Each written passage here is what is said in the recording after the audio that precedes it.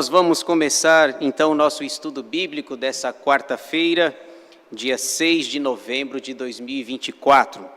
Vamos começar a estudar um novo livro, o livro de Esther. Esse vai ser o nosso assunto nas próximas semanas, nas próximas quartas-feiras. Esther é o 17º livro da Bíblia, na ordem que nós temos, contando a ordem que está na sua Bíblia, Gênesis, Êxodo, Levítico, Números, Deuteronômio e assim por diante. Vamos começar a estudar então o 17º livro da Bíblia, num total de 66. Se Deus quiser, um dia nós chegamos no livro do Apocalipse. Vamos lá. Começamos então, já foi apresentada aí para o mundo, né? Pelo menos para a Baixada Santista, a Rainha Esther. Nós começamos falando o seguinte: quem foi Esther? Essa é a nossa palavra inicial. Quem foi Esther? Uma bela jovem judia de boa aparência, órfã, prima de Mordecai, que a adotou como filha.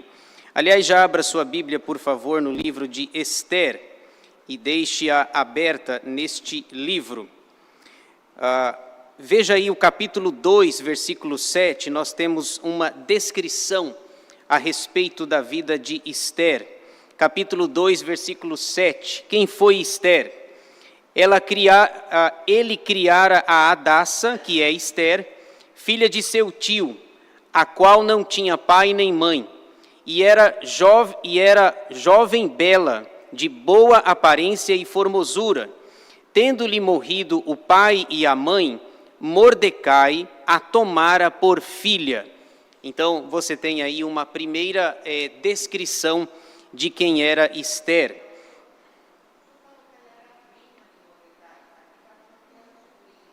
Sobrinha, pode ser um erro lá de digitação, então sobrinha, né? Sobrinha de Mordecai, seu tio.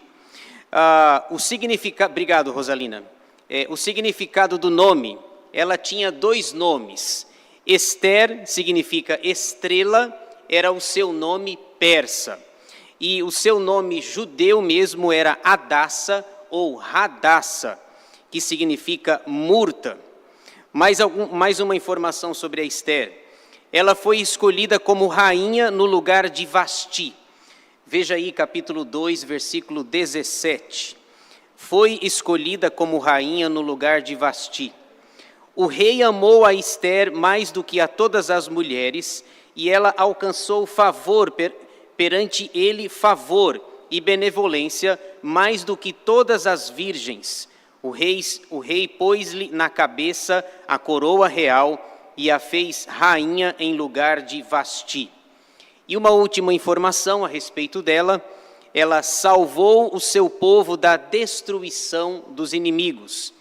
Com Esther, a gente percebe que o plano de Deus, redentivo de Deus, continua se realizando e se cumprindo através dessa micro-história do livro de Esther. Outro detalhe sobre a autoria. A gente pensa que, como o nome é Esther, então a gente pensa, quem escreveu foi a própria Esther. Não necessariamente, certo? Então, algumas informações preliminares antes de nós entrarmos no livro propriamente dito. Não se sabe quem o escreveu, mas deve ter sido uma pessoa na Pérsia que conhecia intimamente os eventos narrados. A história deste livro focaliza a origem da grande festa nacional do Purim, do nome Pur, isto é, sortes, ou lançar sortes. Esther 3:7 e capítulo 9, versículos 24 e 26. Observada anualmente até hoje. Então, nós não sabemos, de fato, quem é o autor do livro de Esther. Provavelmente, ele tem esse nome em homenagem à personagem principal do livro. Aliás, alguns até dizem que o personagem principal deste livro nem é Esther, mas é o próprio Deus. Mais algumas informações? Informações gerais do livro. Número de capítulos 10, número de versículos 167, capítulo principal é o 4, versículo principal é o 4:14, e o maior capítulo é o 9, tem 32 versículos, e o menor capítulo é o 10, com apenas 3 versículos. Então, o livro tem 167 versículos, mas o versículo-chave e principal é o 4:14. Veja aí, por favor, o que diz o texto. Ester 4:14, versículo principal. Porque, se de todo te calares agora, de outra parte se levantará para os judeus socorro e livramento. Mas tu e a casa de teu pai perecereis. E quem sabe se para conjuntura como esta é que foste elevada a rainha? Então, quem está falando essas palavras é o seu tio, Mordecai. Mordecai está dizendo, olha, foi assinado um decreto, a gente conhece a história, e não pense você, Ester, pelo fato de você ser a rainha, mas ser judia, não pense você que você estará livre deste decreto assinado pelo rei em relação à morte de todos os judeus. E Mordecai diz algo interessante, quem sabe Deus, você não foi colocada nessa posição para salvar e libertar o nosso povo, o povo de Israel. Outro detalhe, o propósito do livro. Narra a história da tentativa de extermínio do povo judeu durante o cativeiro babilônico, no tempo dos persas, quando Assuero, ou Xerxes I, era rei dos persas. Aliás, um detalhe, uma informação. O livro é pequeno, relativamente pequeno, tem apenas 10 capítulos. A gente lê numa sentada, certo? É um livro com capítulos pequenos, especialmente o capítulo 10, que são apenas 3 versículos, mas essa história, esse enredo, do capítulo 1 ao capítulo 10, ele acontece num período de aproximadamente 12 anos.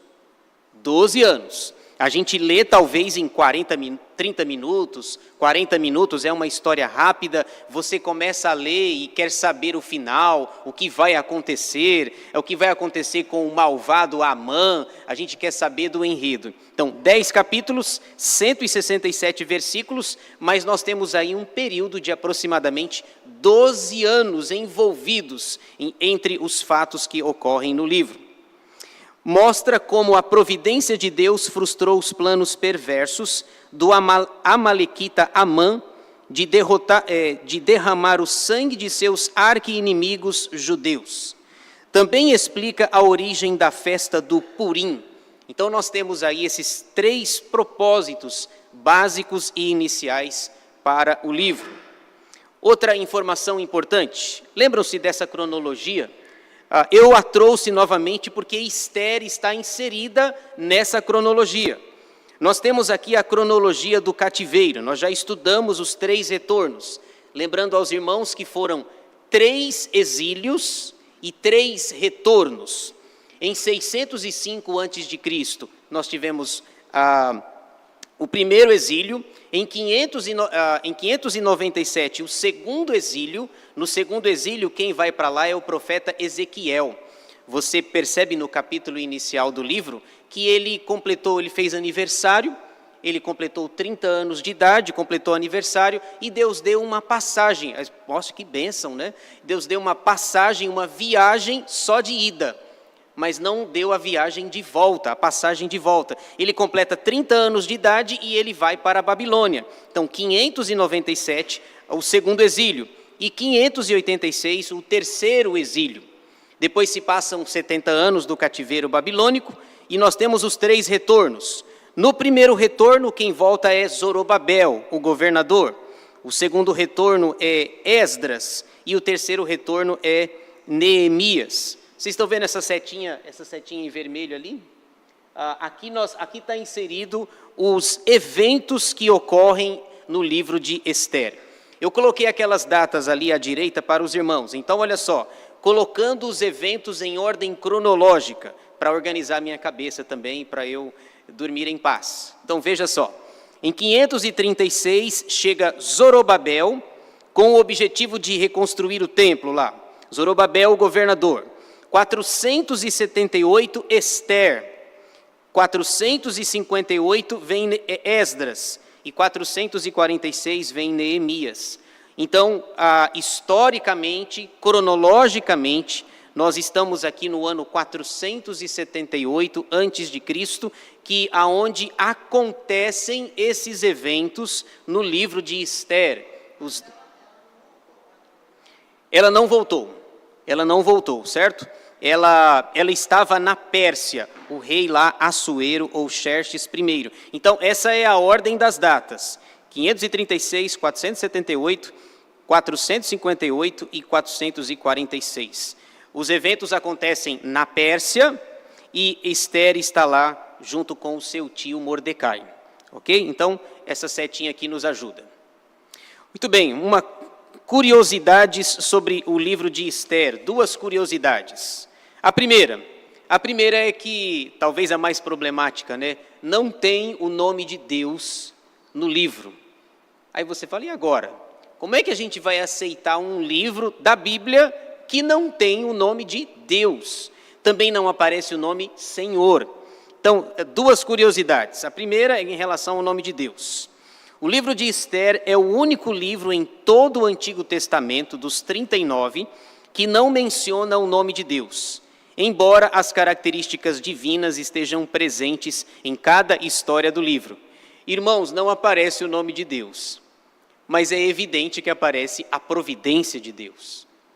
Deus está por trás de toda a história, de todo o enredo, cuidando de todos os detalhes, e o Mordecai, no capítulo 4, versículo 14, que é o versículo principal, o Mordecai saca a providência de Deus e diz assim: quem sabe se não é para uma conjuntura como essa que você foi elevada a rainha? Quem sabe se não foi Deus quem colocou você nessa situação, para que você seja a nossa líder, para que o nosso povo não seja exterminado, não seja morto, amando desse malvado Amã. Então, não tem o nome de Deus, mas a providência de Deus é claríssima. Segunda curiosidade é sobre a festa de Purim. O livro de Ester tem um propósito específico bem definido: explicar a origem da festa de Purim, lá no capítulo 9, versículos 26 a 32. A festa se tornou muito importante no judaísmo medieval, a ponto de o livro de Ester ser equiparado à Torá, os 5 primeiros livros da Bíblia, em termos de ordenanças e rituais, nos quais se incluem as festas. Então, um dos objetivos, uma das curiosidades é falar sobre essa festa. Muito bem, agora, dito isso, nós podemos entrar no livro. Veja só o esboço do livro, esboço de Ester. O livro está dividido em 4 partes, e aqui eu quase consegui criar uma sigla, vocês não vão acreditar. Quase consegui, Eduardo não vai acreditar, quase consegui criar uma sigla chamada IPPG. Vocês acreditam nisso? Quase. Vocês vão ver. Eu fiquei emocionado, viu, pastor, à tarde. Eu precisava de um lenço, assim, fiquei emocionado. Quase eu consegui uma sigla chamada IPPG. Seria fantástico. Depois os universitários, eu vou explicar. Veja só. Primeira parte, a escolha de Ester como rainha, capítulos 1 e 2.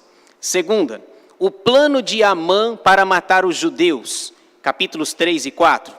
Terceira, o plano de Ester para salvar os judeus, capítulos 5 a 9. E quarta, a grandeza de Mordecai, capítulo 10. Então, o livro fala basicamente em termos de personagens. Nos capítulos 1 e 2, o personagem principal é Ester. Nos capítulos 3 e 4, o personagem principal é Amã. E nos capítulos 5 a 9, a personagem principal é Ester. E depois, o personagem principal é Mordecai. Ester, Amã, Ester, Mordecai. Aonde está a sigla? Veja as iniciais aí: escolha, plano e grandeza. EPPG. Certo? Quase, pastor, quase. Se você escrever a palavra escolha com I, certo? Escolha. Não dá, né? Eu vou ter que assassinar o português, né? Tá certo. Então, escolha, E de escolha, P de plano, Depois, ao 3, aí, P de plano novamente e G de grandeza, EPPG. Se você escrever escolha com I, fica IPPG, certo? Então, escolha, plano, grandeza. EPPG, quase é o nome da nossa igreja, a sigla. Vamos ver então aí um pouco Hoje eu quero falar 2 capítulos com vocês. Eu quero ver os capítulos 1 e 2, Ester 1 e 2. A escolha de Ester como rainha é o tema que eu dei aí nos capítulos 1 e 2. Nestes 2 primeiros capítulos, a personagem principal será Ester. Veja só, em miúdos aqui, esboço de Ester 1 e 2. Os capítulos estão divididos em 2 partes. Primeira, a queda da rainha Vasti, capítulo 1, e segunda, a ascensão da rainha Ester, capítulo 2. Então, em linhas gerais, no capítulo 1, nós temos a queda de uma rainha, no capítulo 2, a ascensão da próxima rainha. Basicamente, em linhas gerais, é o que nós vamos estudar. Vasti cai no capítulo 1 e Ester ascende no capítulo 2. Vasti e Ester são os personagens principais aí desses 2 capítulos. Vamos ver então, agora a gente vai ler alguns versículos aqui. Ester capítulo 1, a queda da rainha Vasti. Primeira parte, nós vemos aí o banquete do rei Assuero, ou Assuero, ou ainda Xerxes I, versículos 1 a 9. Os versículos 1 a 4, aliás, nos versículos 1 a 9, você percebe que o rei deu 2 festas, 2 banquetes, e bem distintos e diferentes um do outro. Para a nobreza, ele deu uma festa de 6 meses. Para o povo, 1 semana. Eu não entendi a diferença, vocês entenderam?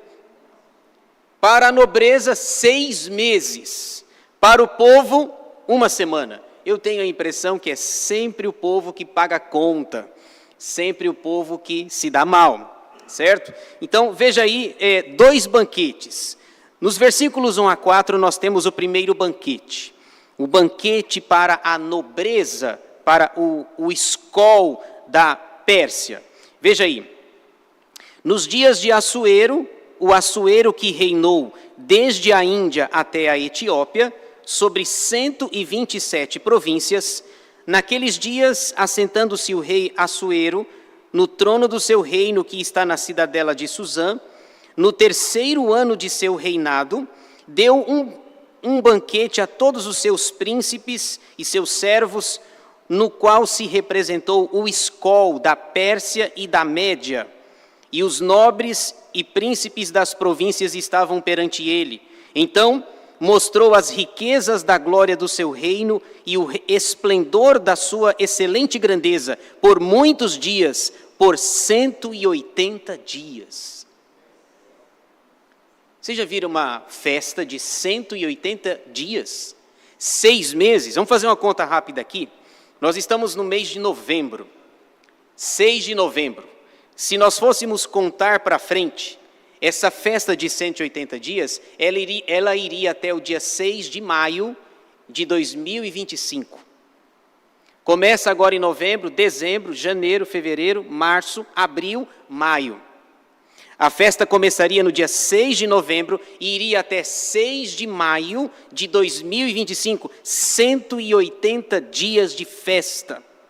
Diz o texto que ele fez isso no 3º ano do seu governo, o versículo 3. E um detalhe aí no versículo 1, esse Assuero, ele reinou 21 anos. Ele começa a reinar em 486 a.C., e vai até 465. 21 anos de governo, de monarquia, 180 dias. Diz o texto no versículo 4 que o seu objetivo era mostrar todas as suas riquezas, sua fama, seu resplendor. Ele não poupou, ele mostrou, olha o poder que eu tenho. Aliás, o governo dele, 127 províncias. Se nós fôssemos equiparar isso a 127 países, olha o tamanho do governo, do poder e da capacidade desse homem. Ontem nós tivemos as eleições americanas, né? Donald Trump e Kamala Harris. Terminou, mas o vencedor vai governar um país. Aliás, eu sempre falo que as eleições acontecem lá e tem reflexos aqui. Você mas eu não estou nem aí com as eleições norte-americanas. Reflete diretamente aqui, infelizmente, no nosso país. As eleições, o Trump, que concorreu em 2016 com a Hillary Clinton, concorreu em 2020, volta a concorrer em 2024, mas ele vai ser presidente de um país. Esse homem aqui tinha 127 províncias, e ele dá uma festa de 6 meses para a nobreza. Muito bem. Versículos 5 a 8, ele dá uma segunda festa, agora para o povo. Como nós não somos a nobreza, seríamos convidados para uma festa 7 dias. Veja aí, versículos 5 e 8, o segundo banquete, agora para o povo, de uma semana. Passados esses dias, 6 meses, deu o rei um banquete a todo o povo que se achava na cidadela de Susã, tanto para os maiores como para os menores, por 7 dias, no pátio do jardim do palácio real. Havia tecido branco, linho fino e estofas de púrpura, atados com cordões de linho, e de púrpura a argolas de prata e a colunas de alabastro. A armação dos leitos era de ouro e de prata, sobre um pavimento de pórfiro, de mármore, de alabastro e de pedras preciosas. Veja a opulência. Dava-se-lhes de beber em vasos de ouro, vasos de várias espécies, e havia muito vinho real, graças à generosidade do rei. Bebiam sem constrangimento, como estava prescrito, pois o rei havia ordenado a todos os oficiais da sua casa que fizessem segundo a vontade de cada um.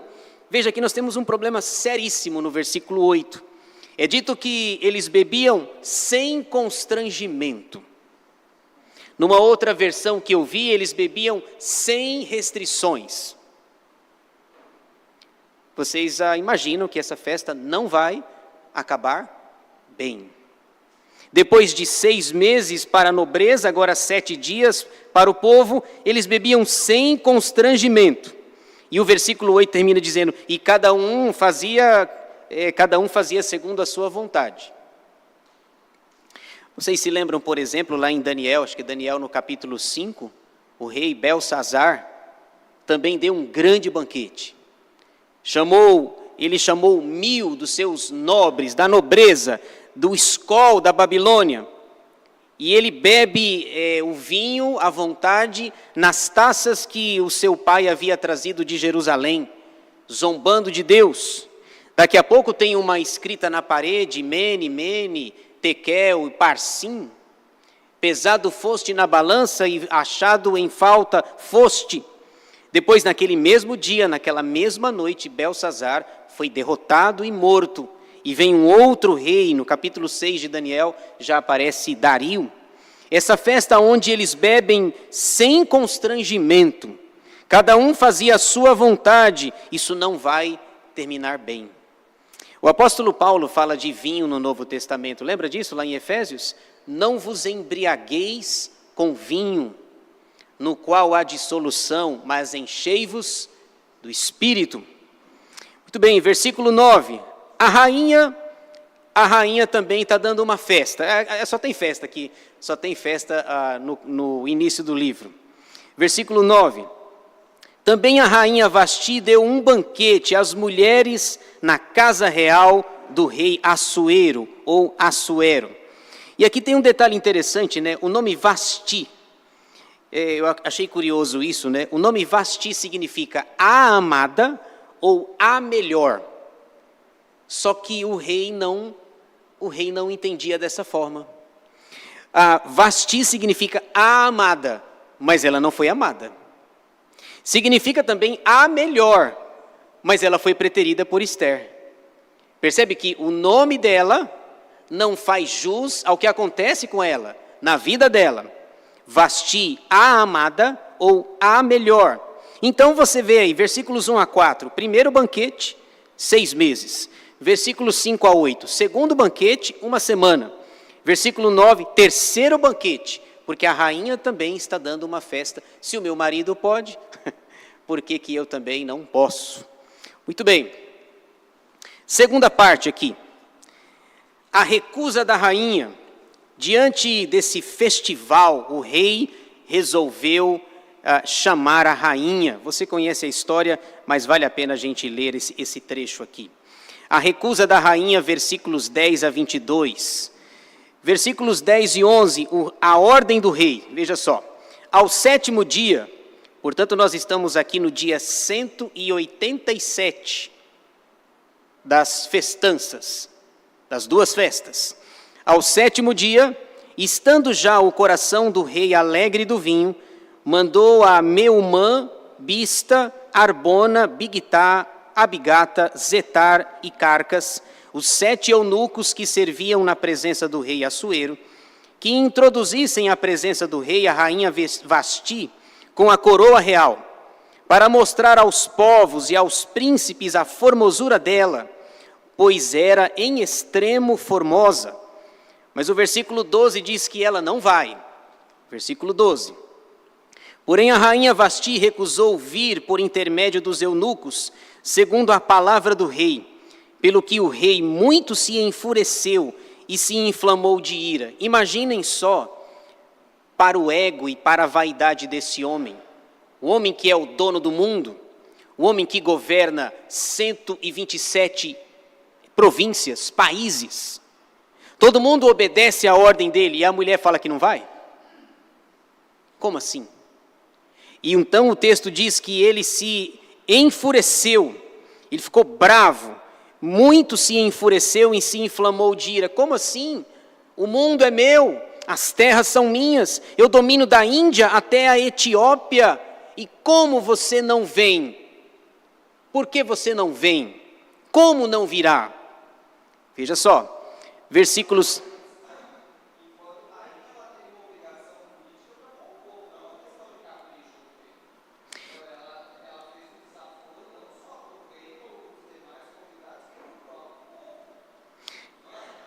Sim, inclusive essa é a razão da ira do rei. Por que que você não vem? Certo? Mas vamos ao final da história aí. Eu sempre fiquei pensando o seguinte, por que que ela não foi? Daqui a pouco eu vou dar uma teoria aqui. Veja aí versículos 13 a 15. Então o rei consultou os sábios que entendiam dos tempos, porque assim se tratavam os interesses do rei na presença de todos os que sabiam a lei e o direito. E os mais chegados a eles eram Carcena, Setar, Adimata, Tarsis, Meres, Marcena e Memucã, os 7 príncipes dos persas e dos medos, que se avistavam pessoalmente com o rei e se assentavam como príncipes do reino, sobre o que se devia fazer. Segundo a lei, a rainha Vasti, por não haver ela cumprido o mandato do rei Assuero por intermédio dos eunucos. Então o rei consulta esses 7 príncipes aqui. Qual a punição que a gente deve dar para Vasti? Por ela não ter vindo, por ela não ter atendido a minha ordem. E aí um cidadão chamado Memucã, o Memucã faz uma proposta.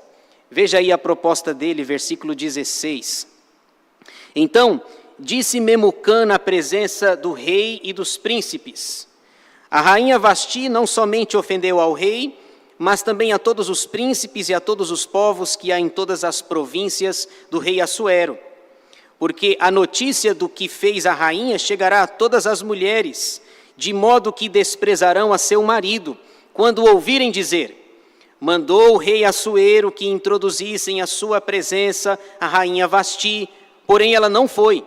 Hoje mesmo, as princesas da Pérsia e da Média, ao ouvirem o que fez a rainha, dirão o mesmo a todos os príncipes do rei, e haverá daí muito desprezo e indignação. Se bem parecer ao rei, promulgue de sua parte um edito real, e que se inscreva nas leis dos persas e dos medos. Aliás, a pronúncia correta não é medos, é medos. e não se revogue que Vasti não entre jamais na presença do rei Assuero. E o rei deu o reino dela a outra que seja melhor do que ela.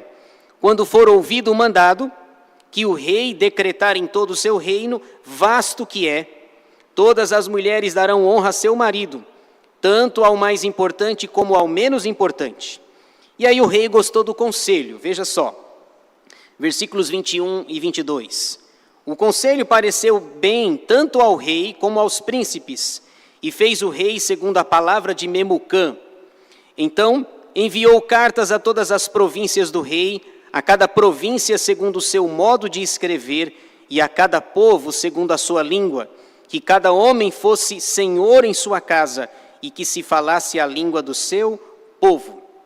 O Memucã diz assim: o senhor imagina quando a notícia começar a se espalhar, coloca nos grupos de WhatsApp, entendeu?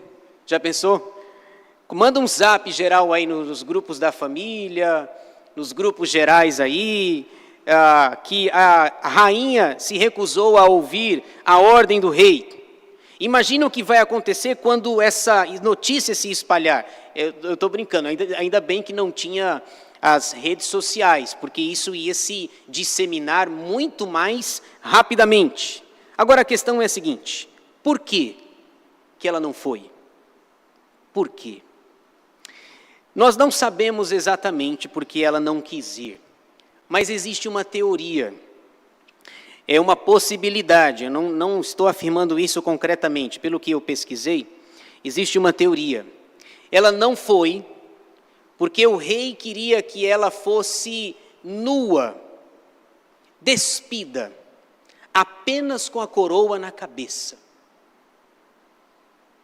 Depois de dar duas festas de 180 mais 7, 187 dias, o versículo, nós temos aqui, o versículo 11 tem uma pista, diz que o objetivo era para mostrar aos povos e aos príncipes a formosura dela, pois era em extremo formosa. Talvez aqui seja uma teoria, uma possibilidade de ela ir despida diante de todos os convidados, apenas com a coroa na cabeça, nua. E o rei queria mostrar, como uma espécie de troféu: essa é minha esposa, essa é minha mulher. E aí ela não vai. Ela não vai. Então veja, o rei já tinha bebido muito, já estava alegre, o coração já estava alegre, tem o aspecto de não obedecer, tem o aspecto social, político, por que a rainha não veio, por que a rainha não está, mas essa é uma possibilidade boa, inclusive, eu acho. Não estou batendo o martelo, não estou dizendo que é isso, mas a possibilidade é que ela deveria comparecer diante de todos, despida, só para o rei dizer assim: essa aqui é minha esposa, isso aqui é meu troféu, está vendo? Eu mando em 127 províncias e olha a minha esposa como é bonita. Gente, fica quieto, não exponha a esposa e não se embriague com vinho, o problema está resolvido. Não é assim? Isso é uma teoria, uma possibilidade que justificaria ela não ir. Não vou, não quero ir. E ela, por conta disso, ela perde o trono. Ela vai ser retirada, não será mais rainha. A rainha é a Ester. Então, veja que, lembrando que a Vasti é a amada, e uma segunda possibilidade do nome dela, ela é a melhor, talvez apontando para o caráter dela, a melhor. Eu não vou expor, eu não vou aparecer despida na frente de ninguém, não vou ser objeto e nem troféu do meu marido, certo? Então, porque senão fica, a mulher estava mal-humorada e a mulher estava mal-humorada e não foi. Não é tão simples assim, é uma possibilidade, ok? Que na minha percepção é boa. Muito bem, vamos lá. Então, por conta disso é que o texto não conta os detalhes, porque o foco não é a Vasti, o foco é a Ester, o foco é a providência de Deus, na vida do seu povo, não através da Vasti, através da Ester. Muito bem, vamos lá para mais um capítulo. Capítulo 2, a ascensão da rainha Ester. Vasti cai, Vasti será deposta do seu cargo de rainha, e aí então Ester, no capítulo 2, entra em cena. Também vejamos aí rapidinho essas duas partes do capítulo 2. Primeira parte, Ester é feita rainha, versículos 1 a 20. Os versículos 1 a 4 mostram uma proposta. A proposta que é feita, já que a Vasti vai sair de cena. Veja só, versículos 1 a 4. Passadas estas coisas, e apaziguado já o furor do rei Assuero, lembrou-se de Vasti, e do que ela fizera, e do que se tinha decretado contra ela. Veja, passadas estas coisas. Isso não foi amanhã, tá? Então, o rei ficou muito bravo, furioso com a Ester, e aí no dia seguinte, ele foi dormir, estava com a cabeça quente, estava bêbado, né? E aí no dia seguinte ela se lembrou da rainha e do que tinha decretado contra ela. Isso não foi no dia seguinte, isso passa um tempo. Quando você está muito bravo, muito nervoso, a sua ira passa no dia seguinte? A minha não passa. Eu descobri que a minha não passa. Quando você está muito bravo com alguém, com uma situação, você vai dormir, apesar da Bíblia falar, não se ponha o sol sobre, como é que é? Acho que eu inverti, né? Isso, a vossa ira. Então, a ideia é a seguinte, não vá antes que o sol se ponha, não fique mais irado. Mas não é isso que, via de regra, acontece com a gente. Então, aqui passou um tempo, só que como é lei dos medos e dos persas, talvez o rei tenha se arrependido do que fez, do decreto, mandando ela embora, mas agora não há mais o que fazer. Lei assinada, lei cumprida. Lembra de Daniel 6, Daniel na cova dos leões? O rei não queria jogar Daniel na cova dos leões, mas ele era refém da própria lei.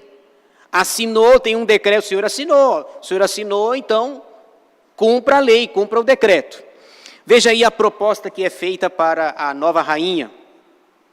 2:2. Então disseram os jovens do rei que lhe serviam, tragam-se moças para o rei, virgens de boa aparência e formosura.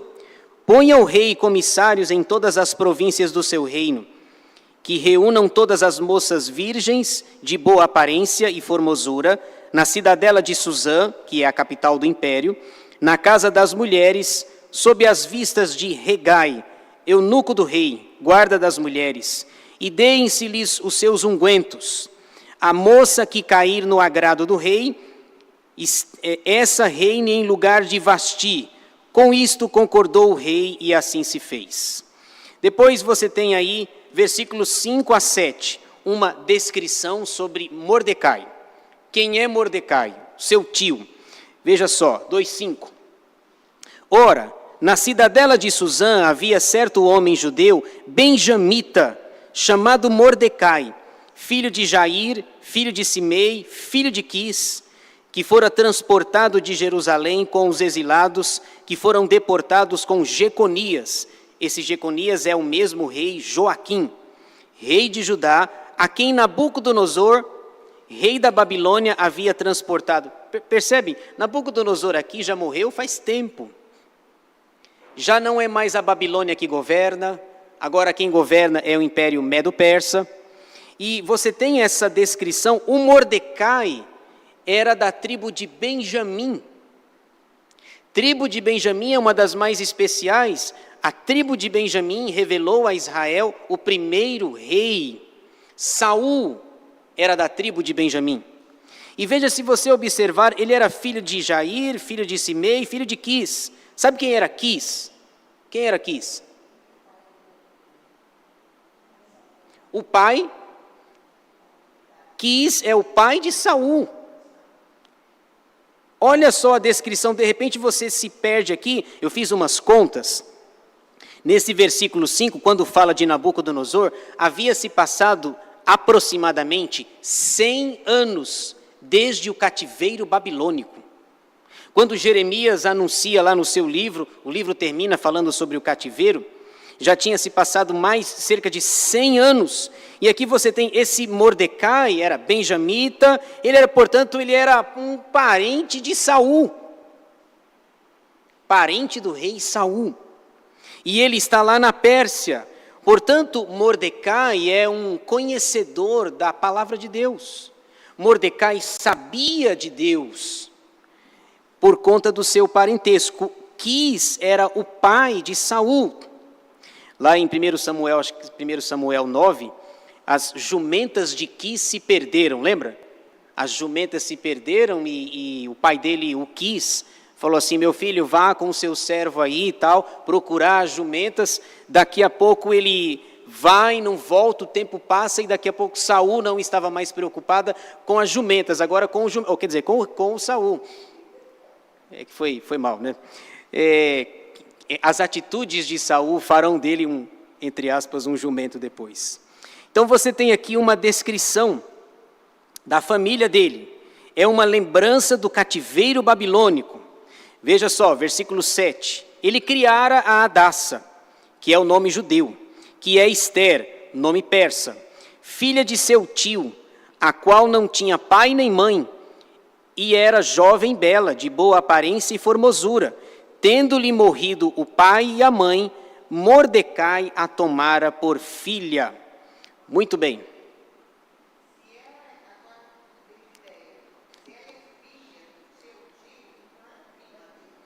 Poxa, a Rosalina está mudando o parentesco novamente aqui. Então ela está sendo... Tá certo, então? Eu coloquei prima lá atrás só para ver se vocês estavam atentos. Eu fiquei com essa dúvida inicialmente se era sobrinha ou prima, mas parece prima mesmo. Era só para ver se vocês estavam atentos aí. Muito bem, como diria o filósofo, conhece o filósofo François Nelson? Conhece? Não, brincadeira. Depois lá fora ele fica bravo comigo. Vamos em frente aqui. Versículos 8 a 11. Ester no palácio real. Em se divulgando, pois, o mandato do rei e a sua lei, ao serem ajuntadas muitas moças na cidadela de Suzã, a capital, sob as vistas de Hegai, levaram também Ester à casa do rei, sob os cuidados de Hegai, guarda das mulheres. A moça lhe pareceu formosa e alcançou favor perante ele, pelo que se apressou em dar-lhe os ungüentos e os devidos alimentos, como também 7 jovens escolhidas da casa do rei, e a fez passar com as suas jovens para os melhores aposentos da casa das mulheres. Ester não havia declarado o seu povo nem a sua linhagem, pois Mordecai lhe ordenara que o não declarasse. Passeava Mordecai todos os dias diante do átrio da casa das mulheres, para se informar de como passava Ester e do que lhe sucedia. Muito bem, agora versículos 12 a 14, o prazo para elas receberem um tratamento de beleza. Qual que é o prazo? Quanto? 6 meses? Quem dá mais? Quem dá mais? 12. Muito bem. Muito bem, 12 meses. O prazo aí para o embelezamento das mulheres. Versículos 12 a 14. Em chegando o prazo de cada moça vir ao rei Assuero, depois de tratada segundo as prescrições para as mulheres, por 12 meses, então 1 ano, porque assim se cumpriam os dias de seu embelezamento, 6 meses com óleo de mirra e 6 meses com especiarias e com os perfumes e ungüentos em uso entre as mulheres. Então é que vinha a jovem ao rei. A ela se dava o que desejasse para levar consigo da casa das mulheres para a casa do rei. À tarde, entrava e pela manhã tornava à segunda casa das mulheres, sob as vistas de Saasgás, eunuco do rei, guarda das concubinas. Não tornava mais ao rei, salvo se o rei a desejasse e ela fosse chamada pelo nome. Muito bem, versículos 15 a 20. Chegou a vez de Ester. a ida de Ester, versículos 15 a 20. Ester, filha de Abiail, e aqui nós descobrimos o nome do pai dela, né? Abiail, tio de Mordecai, que a tomara por filha, quando lhe chegou a vez de ir ao rei, nada pediu além do que disse Hegai, eunuco do rei, guarda das mulheres. E Ester alcançou o favor de todos quantos haviam. Assim, foi levada Ester ao rei Assuero, à casa real, no 10º mês, que é o mês de Tebete, no 7º ano do seu reinado. Perceberam uma coisa? Aquele banquete foi dado no 3º ano, certo? Aquele banquete, aquela festa lá de 6 meses, nós já estamos aqui no 7º ano. Portanto, 4 anos se passaram. Isso explica, por exemplo, lá no capítulo 2, no início, versículo 1, diz que ele ia apaziguado já o furor do rei. Não foi no dia seguinte. Então, a festa foi dada no 3º ano, a escolha foi no 7º ano, 4 anos depois. Então, a gente lê muito rapidamente, são 10 capítulos, 167 versículos, mas o enredo são 12 anos de história. As coisas, aliás, a Bíblia é assim, ela conta, as histórias, via de regra, são contadas rapidamente para ver se nós pensamos e meditamos. É para a gente ficar pensando naquelas lacunas, naqueles buracos que tem, que não estão no texto. Claro que a gente não pode criar heresias, mas a gente fica imaginando e conjecturando algumas coisas. Já é o 7º ano do rei. Muito bem, versículo 17.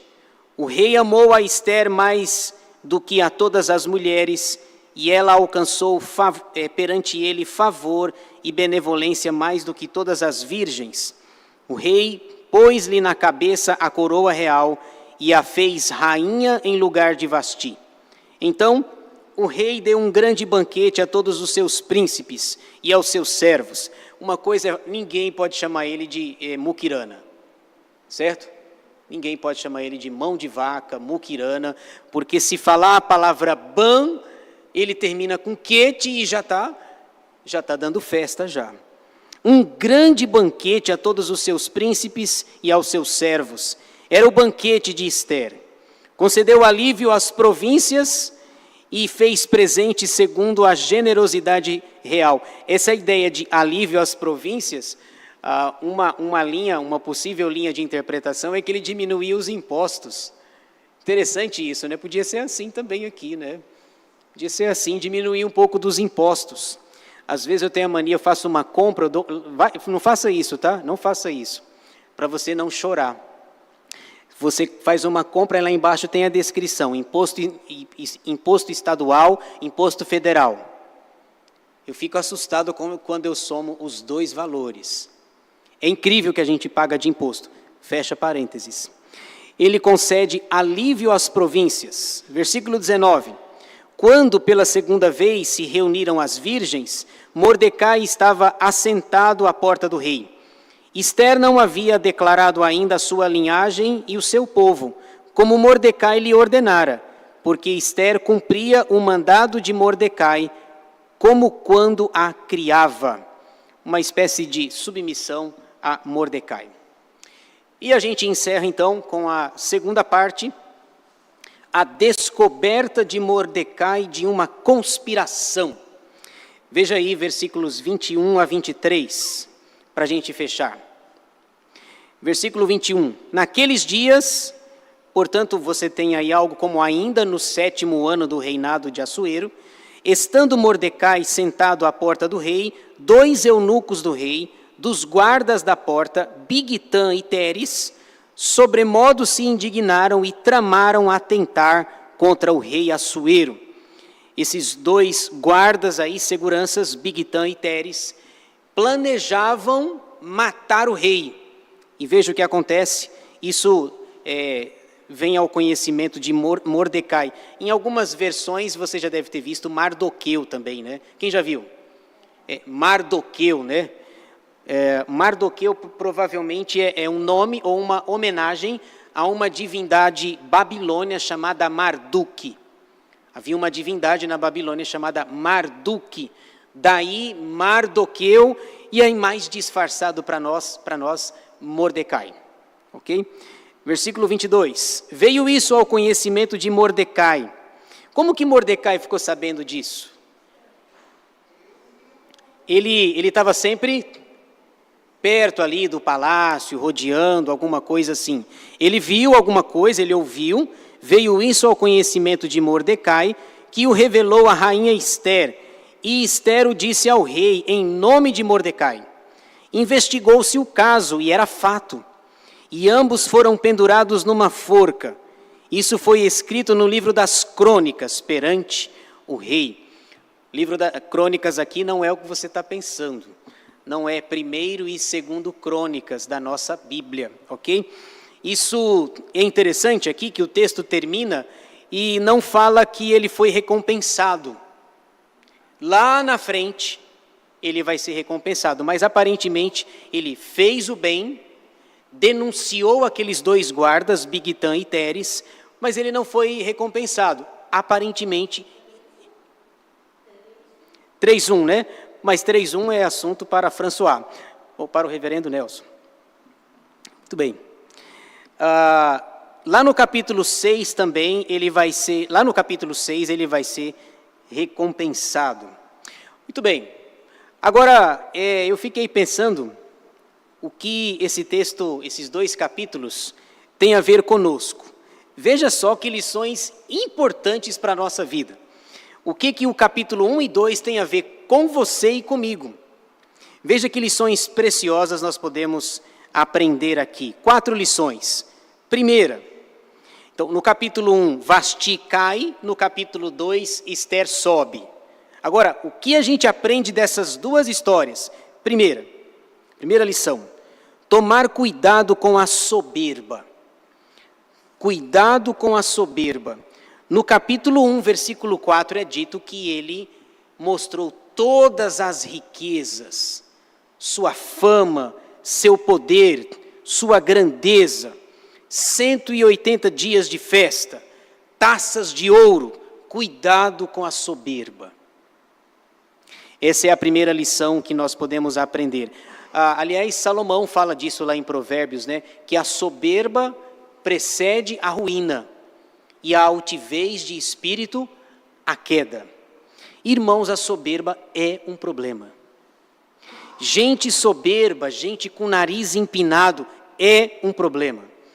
Há até uma possibilidade de que a queda de Satanás, o pecado de Satanás tenha sido a soberba. Porque ele não estava satisfeito em ser a maior criatura de Deus. Ele queria ser igual ou, quem sabe, maior do que Deus. A soberba precede a ruína. É um problema. Cuidado com a soberba. Aliás, eu fico impressionado com pessoas soberbas, né? A gente não é nada, somos falhos, pequenos, pecadores. A Bíblia chama a gente de erva, as figuras, sombra, vapor. As figuras que a Bíblia fala para a gente não são boas. Aí a gente é soberbo. Tem gente que diz até assim, você sabe com quem você está falando? Sei não. E também não quero saber. Mas boa pinta você também não é. Você sabe com quem você está falando, dá uma carteirada assim, sabe? Às vezes quando eu vou no hospital fazer uma visita religiosa, aí tem que dar uma carteirada lá, né? Uma carteirada que é ministro religioso. Segunda lição dessa história, desse enredo, entender o perigo da libertinagem. No capítulo 1, versículo 8, diz que todos bebiam sem constrangimento. Cada um fazia a sua vontade. Vai dar problema. Não precisa ser profeta para saber que vai dar problema. Eu tinha um professor, que foi professor do reverendo Nelson também, reverendo Hermisten Maia Pereira da Costa, nascido no dia 5 de março. O ano ele não me falou. Eu acho que é 56. 5 de março de 56. O reverendo Hermsten dizia assim, olha, ele chamava de profecia por probabilidade. Você está pregando numa igreja, tem 300 membros, 400 membros. Aí o pastor se levanta e fala, Deus está me revelando que tem 5 pessoas com dor de cabeça. Vem para cá. Claro. 5? Deus está me revelando que tem pessoas com problema na coluna, que vem aqui e tal. Profecia por probabilidade. É o caso aqui. Cada um bebe sem constrangimento, cada um faz a sua vontade. Isso aqui é libertinagem.